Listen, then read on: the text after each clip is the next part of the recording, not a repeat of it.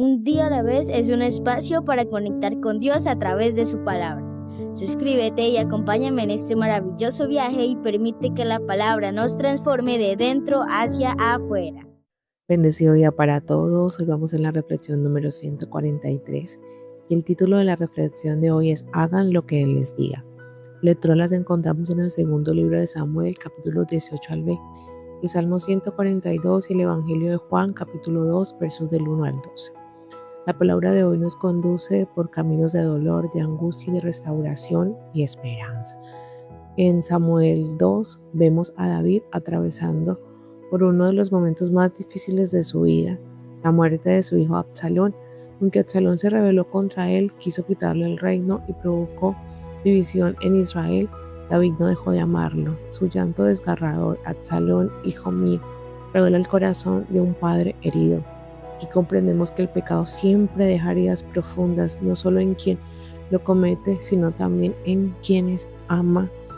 Yo leía estas lecturas y pensaba en David como Dios Padre. Al ver que Luzbella, su creación, se rebeló contra él y quería ser Dios y gobernar él, a Dios le dolió. Él lloró por Luzbella, él lloró por él y buscó la manera de que él se arrepintiera. Y la ha buscado cuando nos creó para dominarlo, porque pues del polvo somos, es ese polvo donde fue desterrado Luzbella, que ahora es Lucifer, o el diablo, Satanás, como le quieras decir, pero era para que nosotros con el Espíritu de Dios gobernáramos sobre él, como salvar un pedacito de Luzbella. Veo yo ese amor del Padre tan maravilloso que quiere que todos nos salvemos, absolutamente todos. Y él lloró porque él podía perfectamente haberlo destruido, pero Dios no es un Dios que destruye, es un Dios de amor y que se duele por cada una de su creación. Vemos que en los capítulos se muestran cómo la desobediencia y la ambición destruyen. Absalón buscó exaltarse y terminó colgado de un árbol, símbolo de las consecuencias de apartarse del camino de Dios. Se levantó una rebelión y también terminó en muerte. El pecado promete grandeza, pero termina trayendo división, dolor y vacío. Sin embargo, en medio del caos, David sigue siendo imagen de un corazón conforme al de Dios. Dios ha amado hasta el cansancio. Por eso, al único personaje de la Biblia que se le atribuye ese atributo es a David.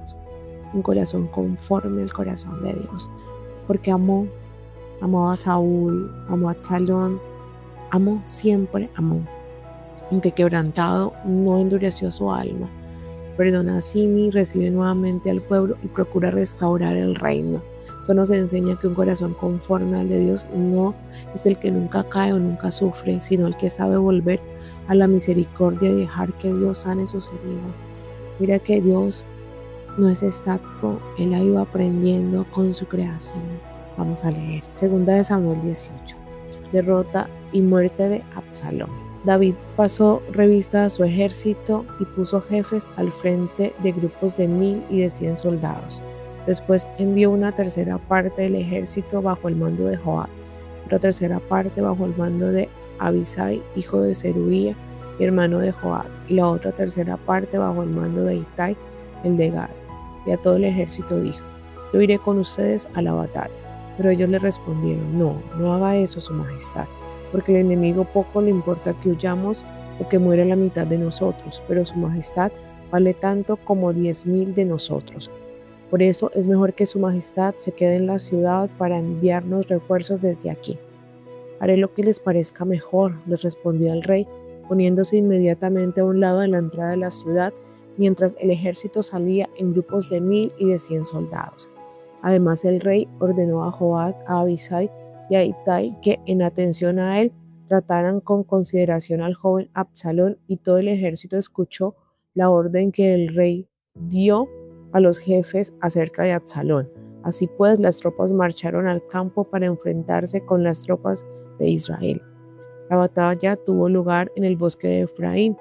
Los de Israel fueron derrotados por los seguidores de David.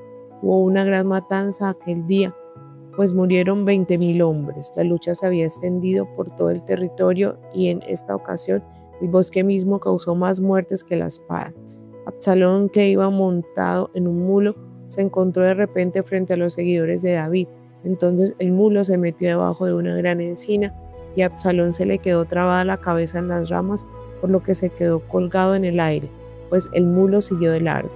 Alguien que vio esto fue a decirle a Joab: he visto a Absalón colgado en la encina. Y Joab le respondió: pues lo viste, ¿por qué no lo derribaste allí mismo?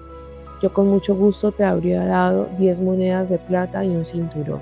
Pero aquel hombre contestó a Joab: aunque me dieras 1000 monedas de plata, no atentaría contra el hijo del rey, porque nosotros escuchamos que el rey te ordenó a ti, a Abisai y a Itai que protegieran al joven Absalón.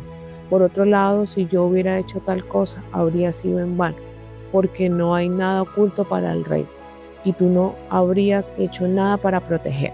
No voy a perder más tiempo contigo, le respondió Joab, y tomando 3 dardos los clavó en el corazón de Absalón, que aún estaba en la encina.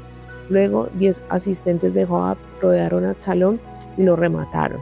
A continuación, Joab ordenó que tocaran la trompeta y las tropas dejaron de perseguir a los de Israel, porque Joab las detuvo. Entonces tomaron el cuerpo de Absalón, lo echaron en un gran hoyo que había en el bosque y sobre él levantaron un enorme montón de piedra.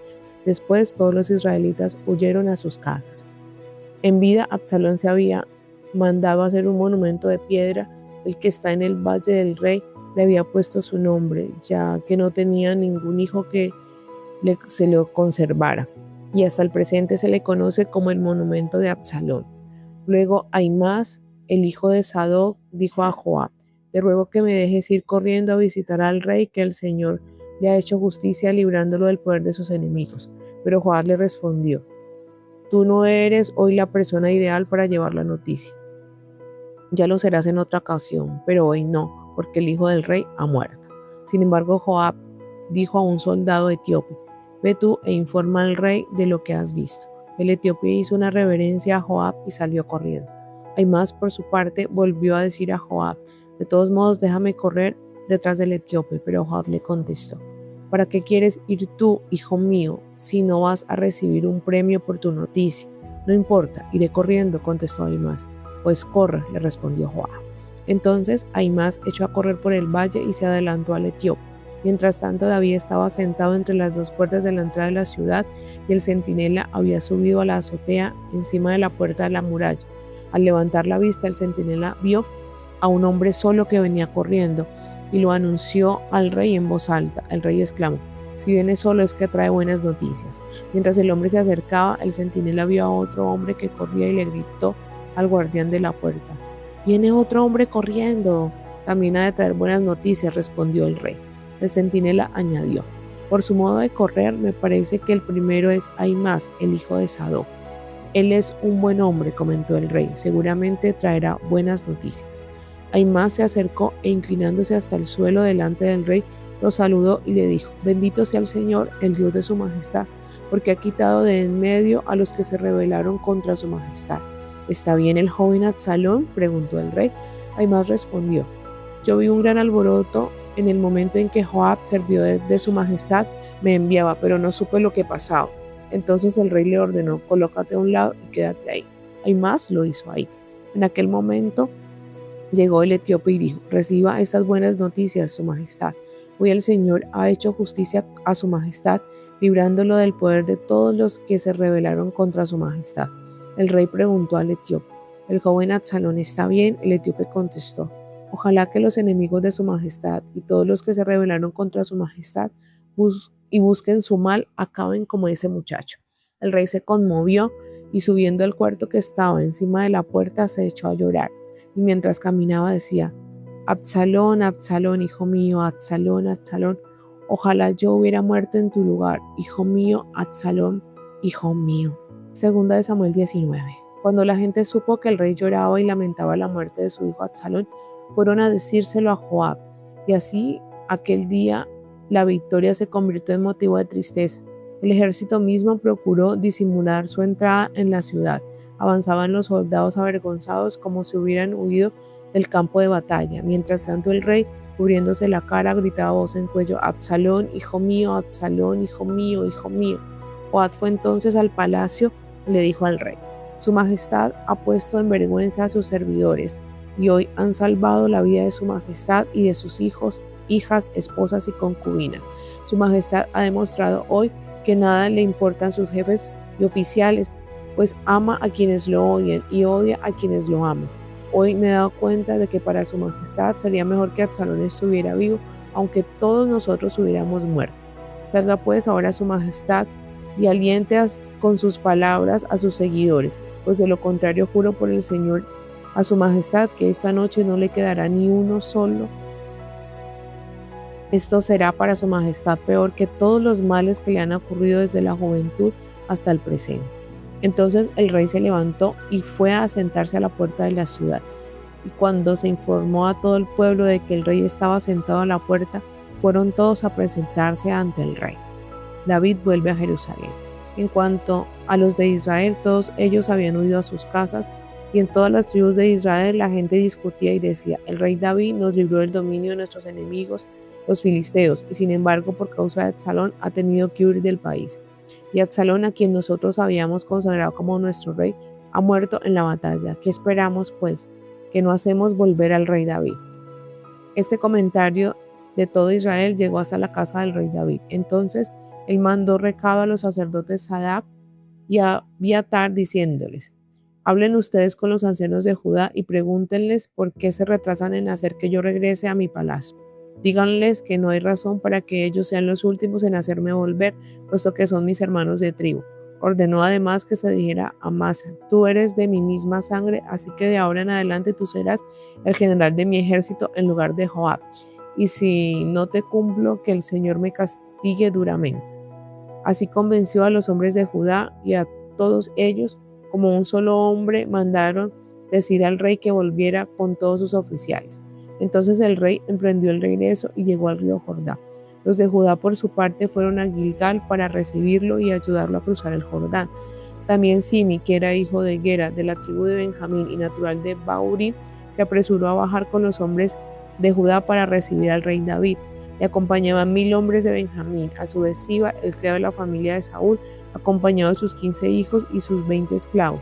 Llegó al Jordán antes de que el rey y atravesó el vado del río para ayudar a la familia del rey a cruzarlo y así quedar bien con él. Cuando el rey se disponía a cruzar el Jordán, Simi se inclinó delante de él y dijo: ruego a su majestad que no tome en cuenta mi falta ni recuerde el delito que este servidor suyo cometió el día en que su majestad salió de Jerusalén.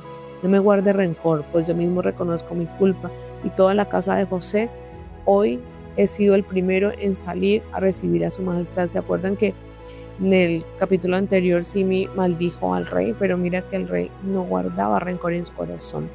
Entonces Abisai, hijo de Zeruía, dijo: ¿acaso no merece la muerte Simi por haber maldecido al rey escogido por el Señor? Pero David respondió: esto no es asunto de ustedes, hijos de Zeruía. ¿Por qué se oponen a mí? Ahora sé bien que soy el rey de Israel, así que nadie en Israel morirá en este día. Luego, dirigiéndose a Simi, le juró que no moriría. También salió a recibirlo Mefibosé, el hijo de Saúl, desde el día en que el rey salió y hasta que volvió sano y salvo. No se había lavado los pies, ni cortado la barba, ni lavado la ropa. Cuando vino a Jerusalén para recibir al rey, este le dijo: Mefibosé, ¿por qué no viniste conmigo? Él respondió: mi criado me engañó, majestad. Como soy inválido, le ordené que me apareara un asno para montar en él e irme con su majestad. Pero él me ha calumniado ante usted, su majestad. Sin embargo, su majestad es como un ángel de Dios y hará lo que mejor le parezca. Y aunque toda la familia paterna era digna de su muerte ante su majestad, este siervo suyo fue invitado a comer a la mesa de su majestad. ¿Qué más puedo pedir de su majestad? El rey le respondió: no hay nada más que hablar. Ya he ordenado que tú y Siba repartan las tierras. Pero Mefibosé le contestó que se quede él con todas. Lo importante es que su majestad ha vuelto sano y salvo a su palacio. Vemos que Mefibosé estaba por el benefactor, no por los beneficios. Vemos cómo Siba usó engaños para hablar mal de Mefibosé, pero pues siempre la verdad sale a la luz. En cuanto a Barzillai, el de Galaad, había bajado de Rogelim para acompañar al rey a cruzar el río y allí despedirse de él. Era muy anciano, pues tenía 80 años, y durante el tiempo en que el rey estuvo en Mahanaim, había dado al rey todo lo necesario porque era muy rico. El rey le dijo entonces a Barzillai: vente conmigo a Jerusalén y allí me haré cargo de ti. Pero Barzillai le respondió: me quedan pocos años de vida para irme ahora a Jerusalén con su majestad, pues ya tengo 80 años, he perdido el gusto de lo que como y lo que bebo, y ya no puedo decidir si bien o mal sabor. Tampoco puedo oír la voz de los cantores y cantoras. ¿Por qué he de convertirme en una carga para su majestad? Si únicamente voy a acompañar a su majestad a cruzar el Jordán, ¿para qué ha de ofrecerme su majestad esa recompensa? Antes rogaría a su majestad que me permita volver a mi pueblo para morir allá y ser enterrado en la tumba de mis padres. Pero aquí tiene su majestad a otro servidor, mi hijo Kinam, que vaya él con su majestad y haga su majestad por él lo que crea más conveniente. Que venga conmigo Kinam, yo haré por él lo que tú creas más conveniente, y todo lo que me pidas te lo concederé.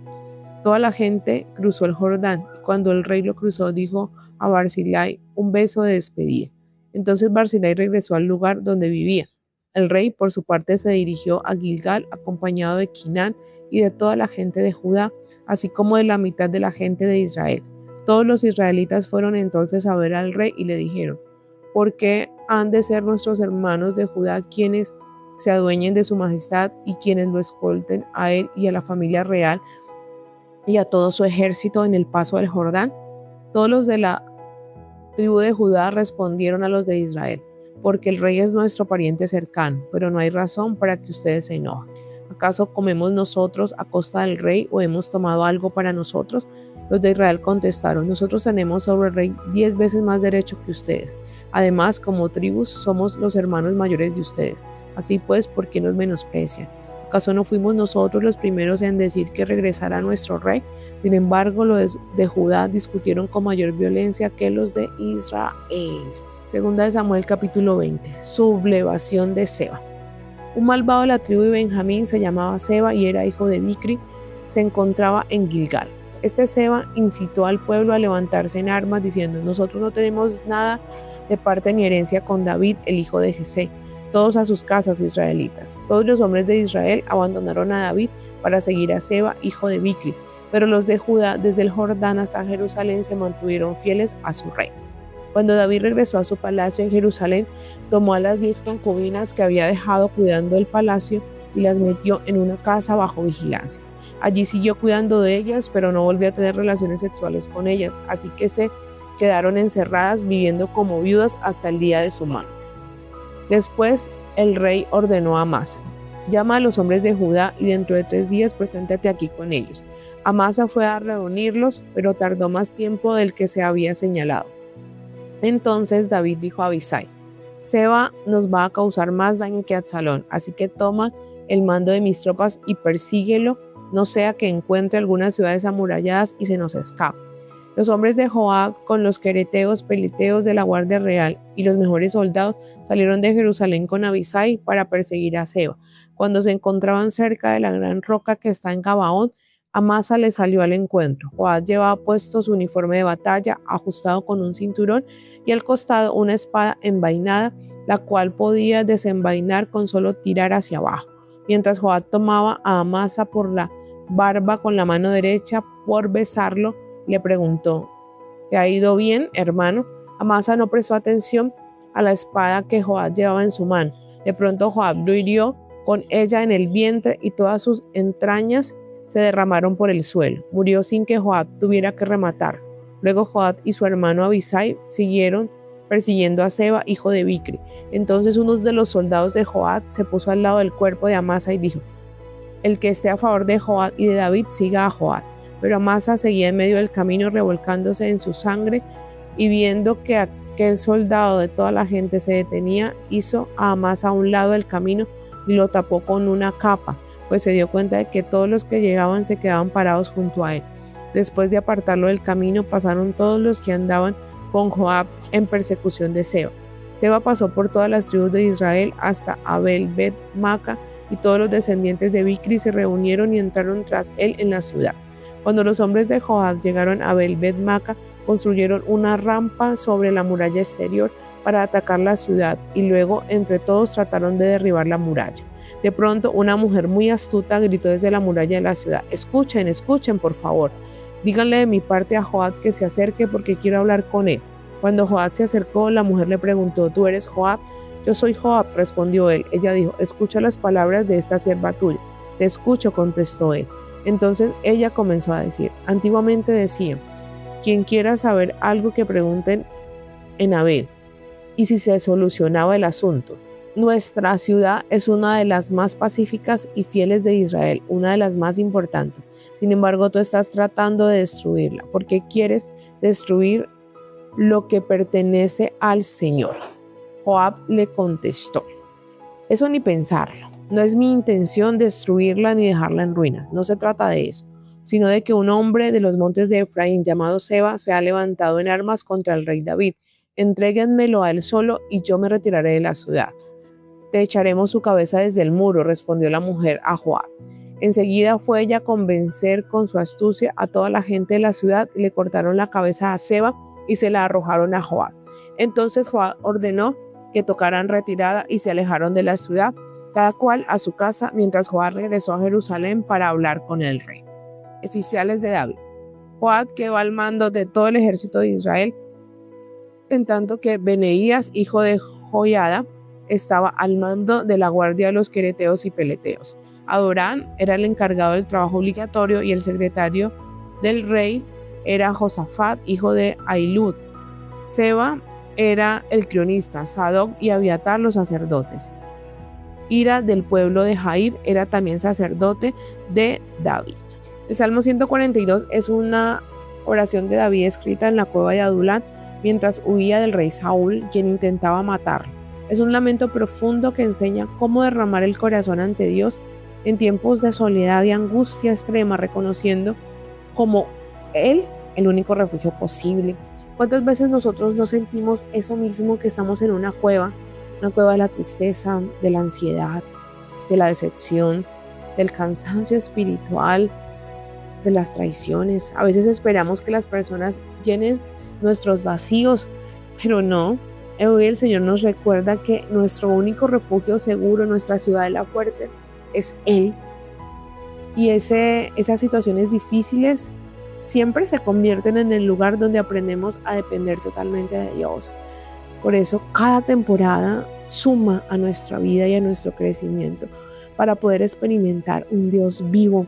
Sé que leemos la palabra, pero Dios habla hoy, habla a cada uno de nosotros cuando nos sentamos en intimidad. Él nos dice lo que debemos hacer. Entonces, leamos la palabra, pero procuremos que Él nos hable a través de ella. Salmo 142. Tú eres mi refugio. Instrucción y oración de David cuando estaba en la cueva. Con fuerte voz clamo al Señor, con fuerte voz le pido misericordia. En su presencia expongo mi queja, en su presencia doy a conocer mi angustia. Cuando me encuentro totalmente deprimido, Señor, tú conoces mi camino. En el camino por donde voy me han puesto una trampa. Vuelvo la mirada a la derecha y nadie viene en mi ayuda. No hay nadie que me defienda, no hay nadie que se preocupe de mí. A ti clamo, Señor, y te digo, tú eres mi refugio. Tú eres todo lo que tengo en esta vida. Presta atención a mis gritos porque me encuentro sin fuerzas. Líbrame de los que me persiguen porque son más fuertes que yo. Sácame de mi prisión para que pueda yo alabarte. Los hombres honrados me rodearán cuando me hayas tratado bien. Vemos que es Dios quien nos saca de la prisión, es Dios quien escucha nuestro clamor, quien está pendiente de nosotros y quien puede librarnos de todo, de absolutamente todo. Escondámonos todos los días bajo su protección y bajo su amparo y pidamos siempre su dirección, porque así como Él hablaba en el Antiguo, habla con mayor fuerza en el nuevo, porque Cristo murió y resucitó para que Él sea vivo y real para cada uno de nosotros. Experimentemos esa gracia inmerecida de tenerlo como nuestro mejor amigo, como nuestro fiel y más dulce consejero. En el Evangelio aparece María, que representa esa intercesora de gracia y de amor, pronunciando una de las frases más poderosas del Evangelio que debemos recordar siempre: hagan lo que Él les diga. ¿Qué? Lo que Jesús nos diga debemos hacer. Debemos ser esos cristianos maduros que escuchamos la voz de Jesús y podemos actuar conforme al corazón del Padre. Para eso leemos la palabra, para llenarnos de fe, porque lo que pasó con David es vigente para nosotros. Hoy lo que pasó con cada una de las personas del Antiguo Testamento, del Nuevo Testamento, es real para nosotros. Mira que Pablo hablaba de un Dios vivo, que él hablaba y Dios le respondía. Ese mismo Dios es para hoy nosotros. A veces nos quedamos en el antiguo, que era un profeta. No, ahora no es un profeta, no es un sacerdote, no es un pastor, no es una persona. No, todos somos ungidos por ese Espíritu Santo que mora dentro de nosotros y tenemos esa libre acceso para poder hablar con Él. Ese es el regalo maravilloso de la gracia inmerecida que abrió ese camino de comunicación. Dios es sencillo, no lo compliquemos. María no discute, no cuestiona y no intenta controlar a Jesús. Simplemente invita a las personas que estaban en la boda a confiar y a obedecer lo que Él les iba a decir. Los sirvientes llenaron las tinajas de agua sin entender completamente lo que Jesús haría, pero la obediencia abrió paso al milagro. El agua se convirtió en el mejor vino. Mira que 6 tinajas representan la imperfección. Nosotros representamos el 6, pero Él era la 7ª tinaja y Él era ese vino nuevo y puro, lleno de gracia, de amor, y ese fue el vino que llenó las tinajas. Por eso cuando los sirvientes llegaron allá y el maestre de sala lo probó, dijo que era el mejor vino, porque Jesús es el mejor, lo mejor que puede llenar nuestras vidas. Mira que nuestras vidas están llenas de agua. ¿Y qué es agua? Pues cansancio, rutinas, heridas, pecados, familia, preocupaciones, angustias, desesperanzas, todo eso. Pero cuando decidimos obedecer a Jesús y escucharle, empezamos a sacar todo eso. ¿Para qué? Para que nuestro interior sea transformado, porque cuando sacamos, Él va transformando, porque le vamos dando espacio a que entre ese vino nuevo. Por eso, cuando sacamos, Él puede convertir nuestra tristeza en alegría, nuestra escasez en abundancia y nuestro pasado roto en una nueva historia de gracia. Por eso hay que confesar todo, absolutamente todo. Por eso hay que orar, por eso hay que decirle a Dios todo lo que hay dentro para sacar eso y abrir espacio para que Él nos llene con ese vino nuevo de la alianza. Las tinajas representaban la antigua ley, todo lo que ahí podíamos guardar, y esas purificaciones que solamente eran externas, nada por dentro. Pero el vino representa esa limpieza interior. Ese vino nuevo es la gracia, es el signo de la nueva alianza eterna de Dios con la humanidad. Y es esa gracia que la recibimos por creer. Es ese regalo que está enfrente de nosotros, que nosotros podemos destapar, porque Cristo quiso venir a transformar nuestra vida completamente desde adentro. Si tú quieres cambiar, que tú veas esa transformación que tanto anhelas, saca toda la ley, toda la basura que hay, y permite que el vino nuevo entre en tu vida y te transforme de dentro hacia afuera, porque es así, es la verdadera transformación. Vamos a leer. Bodas de Caná en Galilea. Al tercer día hubo una boda en Caná, un pueblo de Galilea. La madre de Jesús estaba allí y Jesús y sus discípulos fueron también invitados a la boda. Se acabó el vino y la madre de Jesús le dijo: «¿Ya no tienen vino?». Jesús le contestó: «Mujer, ¿por qué me dices esto? Mi hora no ha llegado todavía». Ella le dijo a los que estaban sirviendo: «Hagan todo lo que él les diga». Mire que aquí cuando le dijo mujer, es lo mismo cuando en el Génesis, cuando la caída, que Dios le dijo: «Mujer, tendrás dolores de parto», y ella era nuestra madre, pero ahora es María. María es la gracia, esa nueva madre de todos los vivientes, llena de gracia, de verdad y de bondad. Por eso ella representa esas entrañas de Dios.